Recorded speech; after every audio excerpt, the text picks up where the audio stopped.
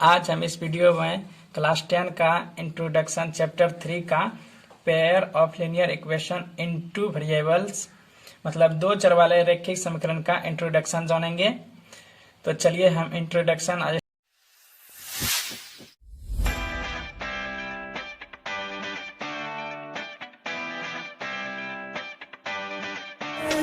Start करते हैं। देखिए ये हम पहला समीकरण लिए हैं A X plus B Y plus C बराबर 0।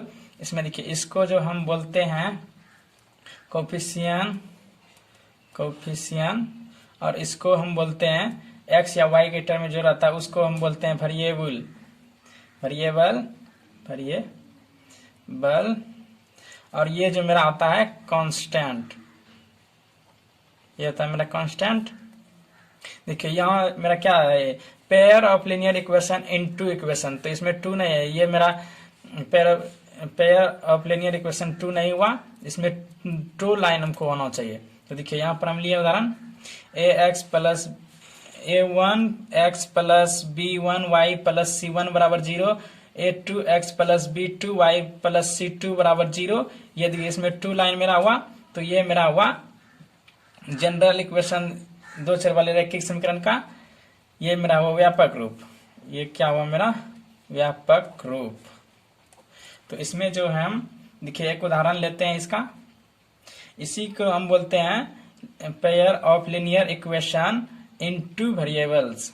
तो देखिए हम इसका एक एग्जांपल लेते हैं 2x प्लस 3y प्लस 6 बराबर 0, 3x प्लस 4y प्लस 8 बराबर 0।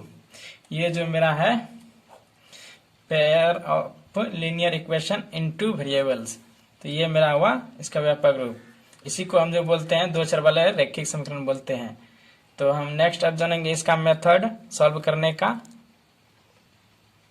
अब है मेरा देखिए method to solve pair of linear equation in two variables graphical method, मतलब अब ग्राफी विधि से हम इसको हल करेंगे। ग्राफी विधि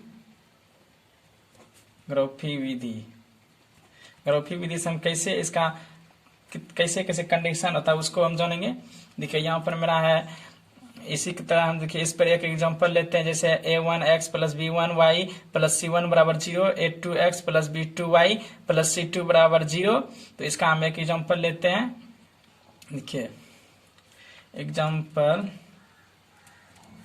जैसे लिए हम 2x प्लस 3y प्लस 4 बराबर 0 और हम लेते हैं 3x प्लस 4y प्लस 9 बराबर 0।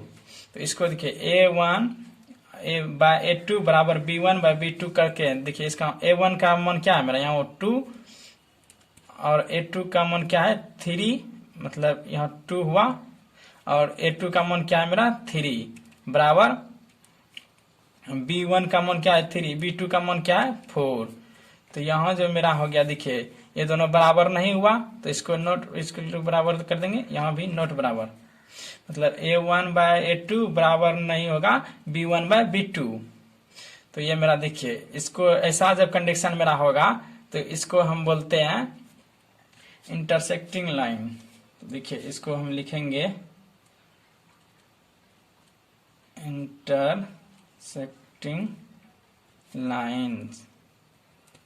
और इसका जब ऐसा कंडीशन जब होता है उसका तो मेरा हल क्या होता है, मात्र एक हल होता है, जिसे हम अद्वितीय हल बोलते हैं। तो इसको हम लिख देंगे ओनली वन सॉल्यूशन, अद्वितीय हल, इसको हम बोलते हैं अद्वितीय हल हिंदी में। अब देखिए ये मेरा क्या होगा कंसिस्टेंट, एक हल होगा, इसका हल निकला तो ये मेरा असंगत, मतलब इसका हल है कंसिस्टेंट, इसका हल क्या है संगत, मतलब इसका हल होगा। तो अब हम सेकेंड मेथड जानेंगे इसका, सेकेंड विधि। सेकेंड कंडीशन मेरा होता है a1 बाय a2 बराबर b1 बाय b2 बराबर c1 बाय c2, तीनों बराबर होना चाहिए, तब जो ये मेरा आ जाएगा पैरेलल लाइंस। तो देखिए हम इसका एक एग्जांपल लेते हैं। यहाँ देखिए इसी की तरह हम एक लेते हैं संख्या पर example 3x plus 2y minus 4 बराबर 0 और 6x प्लस 4y प्लस 9 बराबर 0। इस कंडीशन पर हम इसको बिठाते हैं। देखिए ये मेरा क्या हो जाएगा, 3/6, a1/a2 का मान हुआ मेरा 3/6 और b1/b2 का मान मेरा क्या हुआ 2/4 और c1/c2 का मान मेरा क्या हुआ -4/9। तो इसको हम कटाते हैं। देखिए ये हो गया मेरा 3 दूना 6, 2 दूना 4, ये हो गया मेरा, ये देखिए ये मेरा नहीं कट रहा है। तो ये देखिए दो को मेरा ऐसे इसको लिख सकते हैं अब, ए 1/2 बराबर 1/2 नोट बराबर क्या होगा -4/9। मतलब ये दोनों पद मेरा बराबर हुआ, ये बराबर नहीं हुआ। तो इसको हम बोलते हैं, ऐसा कंडीशन जब आता है तो इसको हम बोलते हैं पैरेलल लाइंस। इसका मतलब सॉल्यूशन, नो सॉल्यूशन, इसका सॉल्यूशन नहीं होता है इस कंडीशन में। तो इसको हम लिखेंगे, ये जो मेरा लाइन आया पैरेलल लाइन, और इसका जो होगा सॉल्यूशन नहीं होगा। तो इसको हम लिख देंगे नो सॉल्यूशन। अब देखिए इसका ये संगत हुआ या असंगत, इसका हल नहीं हुआ तो असंगत हुआ, तो इसको हम लिख देंगे इनकंसिस्टेंट, मतलब असंगत। इसका मेरा 3 कंडीशन है, तो 2 कंडीशन मेरा हुआ। अब तीसरा कंडीशन हम देखते हैं। अब तीसरा कंडीशन मेरा है, देखिए a1/a2 बराबर देखिए a1/a2 यहाँ हो जाएगा b1/b2 और c1/c2। तो चलिए हम इसको देखते हैं एक एग्जांपल लेके ऐसा कंडीशन वाले को। तो यहाँ हम लेते हैं एग्जांपल, जैसे देखिए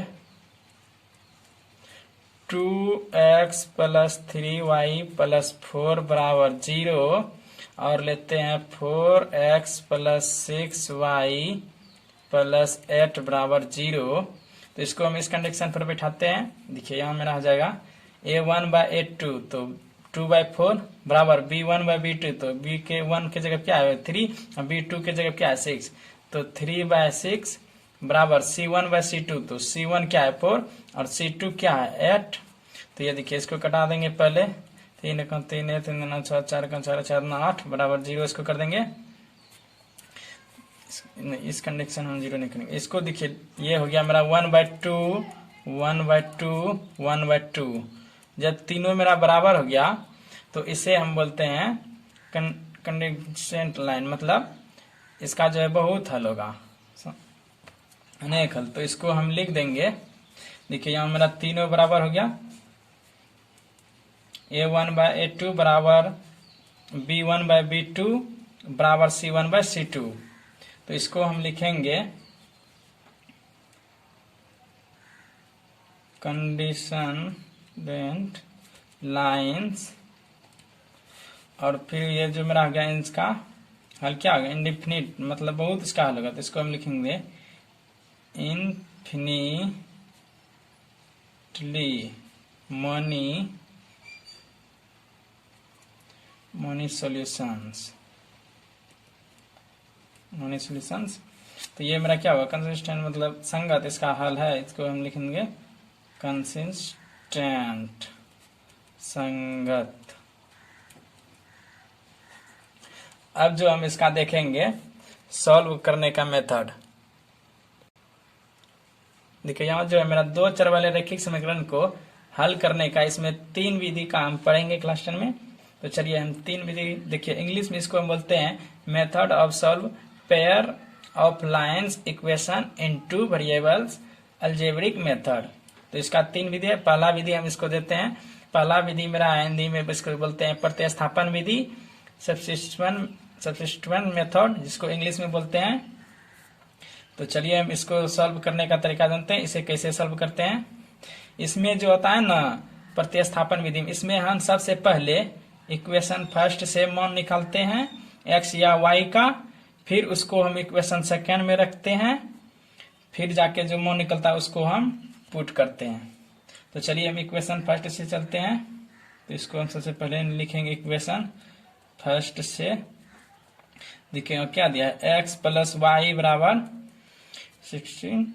तो इसको हम देखिए, चूंकि x बराबर, अगर x बराबर हम निकालेंगे वैल्यू तो क्या हो जाएगा, y इधर आनेंगे तो ये माइनस में आ जाएगा, इधर प्लस में है।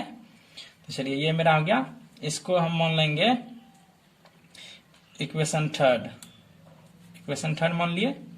अब देखिए, हम इक्वेशन थर्ड का मान रखेंगे सेकेंड में। हम क्या बोले थे, पहले फर्स्ट से मान निकालना है, जो निकलेगा उसको सेकेंड में रखना है।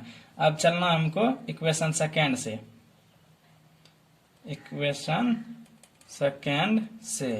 इक्वेशन सेकेंड क्या है मेरा, x माइनस वाई बराबर 4। तो इसमें हम रखेंगे किसका, x का वैल्यू। तो x का वैल्यू देखिए मेरा यहाँ क्या है, 16 माइनस वाई। तो इसको हम लिखेंगे 16 माइनस वाई, और फिर क्या है मेरा y माइनस वाई है, तो ये हो गया 4। तो अब इसको सॉल्व कर देंगे, -2y बराबर 4। तो ये हो जाएगा मेरा, देखिए इसको 4 को इधर ला देते हैं तो इधर आ जाएगा, तो माइनस में हो जाएगा, और इसको उधर कर देते हैं, -2y उधर जाएगा तो क्या आ जाएगा, बराबर प्लस में।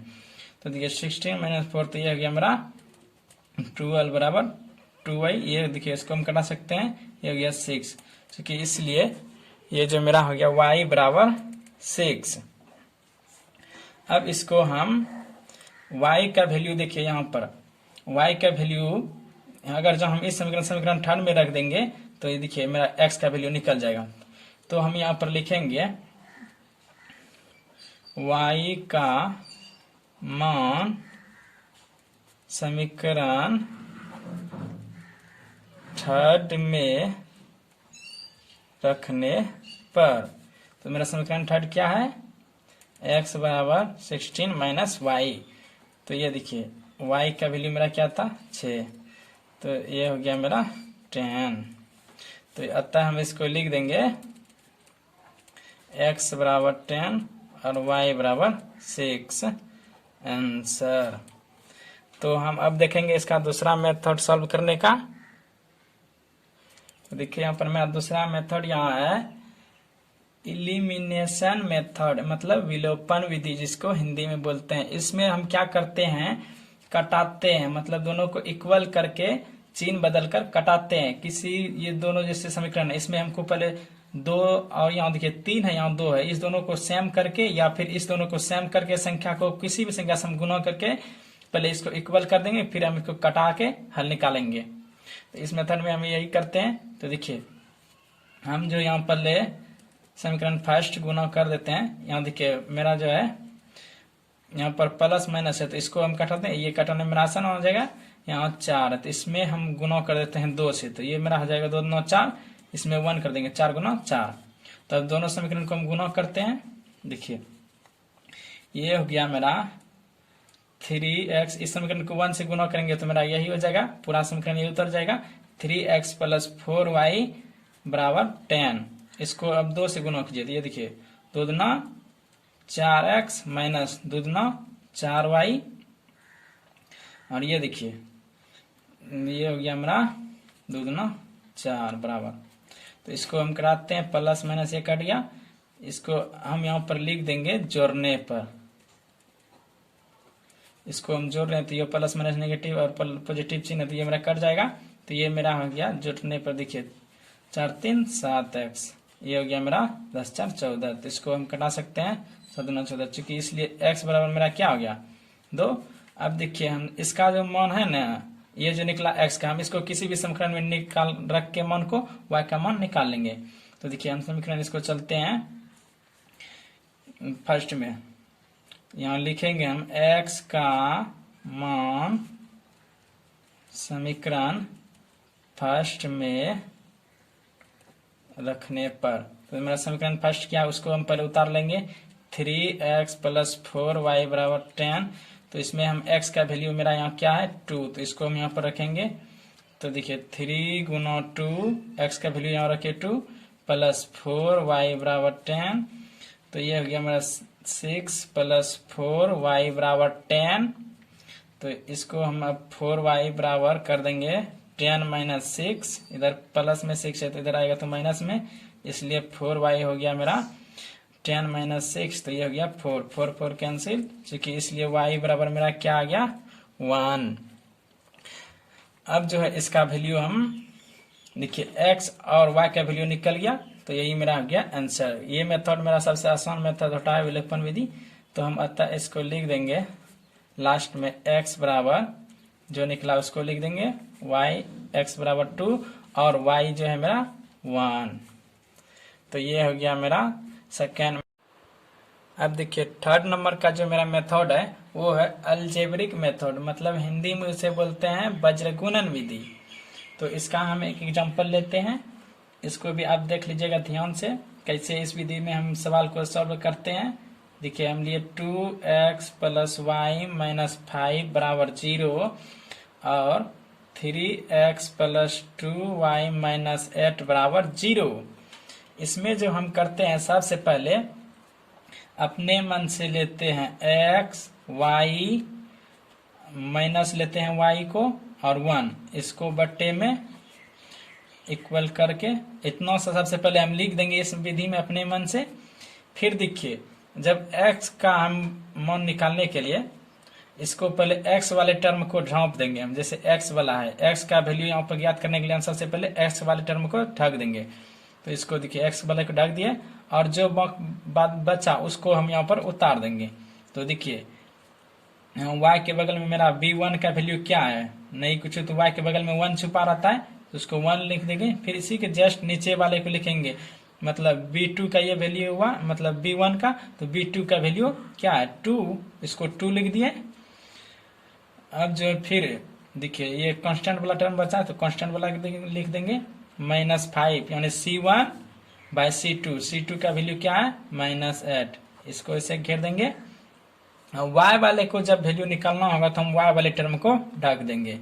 ठीक, तो y वाले को हम देखिए ढक देते हैं। अब बाकी बात जो बचा उसको हम उतार देते हैं। तो यहाँ क्या है a1 का वैल्यू 2 और a2 का वैल्यू है 3। फिर देखिए मेरा क्या है c1 है -5, c2 है -8। अब देखिए कांस्टेंट वाला टर्म का वैल्यू निकालने के लिए हम कांस्टेंट वाले को ढक देंगे, तो कांस्टेंट वाले को ढक दिए। अब क्या बचा मेरा 2 3 1 2, मतलब a1 bye a2 b1 bye b2, तो उसको सबका वैल्यू रख दिए। अब जो है इसमें हमको करना है कोनों कोनी गुणा कर देंगे, और पहले जैसे इसको कोनों कोनी गुणा करेंगे तो फिर हम बीच में अपने मन से माइनस का साइन लगाते हैं।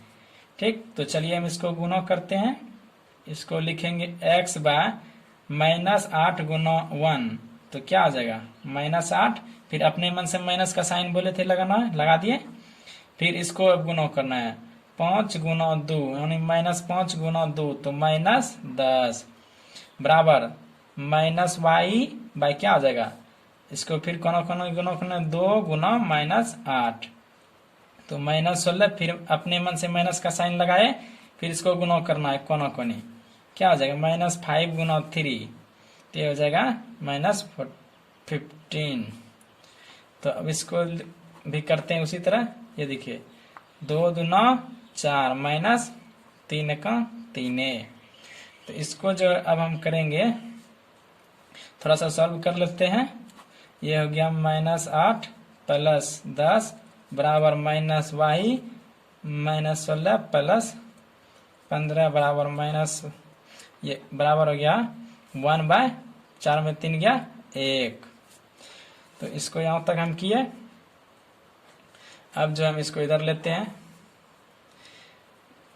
ये हो गया x बाय 10 - 8 तो 2 बराबर -y बाय ये हो जाएगा -1, माइनस माइनस कैंसिल, इसको कटा देंगे हम। फिर ये हो गया 1/1। तो अब जो हम इसको x y का वैल्यू यहाँ पर निकालने के लिए पहला पद को तीसरे पद के बराबर करना है और दूसरा पद को भी तीसरे पद के बराबर करना है। बस मेरा y का वैल्यू और x का वैल्यू निकल जाएगा। तो देखिए हम करते हैं x/2 बराबर 1/2, y/1 बराबर 1/1। सॉरी यहाँ पर 1/1 होगा, तीसरा पद है। तो चलिए इसको अब हम हल करते हैं। यहाँ हो गया चूंकि x बराबर कोना कोनी गुना करेंगे तो x बराबर 2 और y बराबर 1, तो अतः हम लिख देंगे x बराबर 2 y बराबर 1 आंसर। तो अब हम इसको देखिए सवाल का मस्त ट्रिक बतलाएंगे जो कि अपने से जांच कर सकते हैं ये सवाल सही बना है या फिर गलत बना है। तो देखिए हम सबसे पहले समीकरण लेते हैं। एक समीकरण मेरा क्या दिया था, 2x प्लस वाई बराबर 5, मतलब माइनस में यहाँ देखिए 5 है तो बराबर के बात करेंगे तो प्लस में हो जाएगा। अब इसमें जो एक्स वाई का वैल्यू निकला उसको हम रख देंगे। अगर मान रखने के बाद ये 5 के बराबर हो गया ये पद, तो ये मेरा सवाल सही होगा। तो देखिए 2 गुना एक्स का मान क्या है 2 प्लस वाई का वैल्यू क्या निकला है 1 बराबर 5। ये देखिए 2 दूना 4 प्लस 1 बराबर 5। तो ये देखिए 4 1 5, 5 बराबर 5। ये मेरा दोनों टर्म बराबर हो गया। तो ये जो है मेरा सवाल सही है। यही मेरा प्रूव्ड हो गया ये सवाल। तो ये आज मेरा इंट्रोडक्शन खत्म हुआ। इसमें 3 ही विधि था बनाने वाला सवाल। तो चलिए अब हम एक्सरसाइज बनाएंगे नेक्स्ट वीडियो में। Thank you.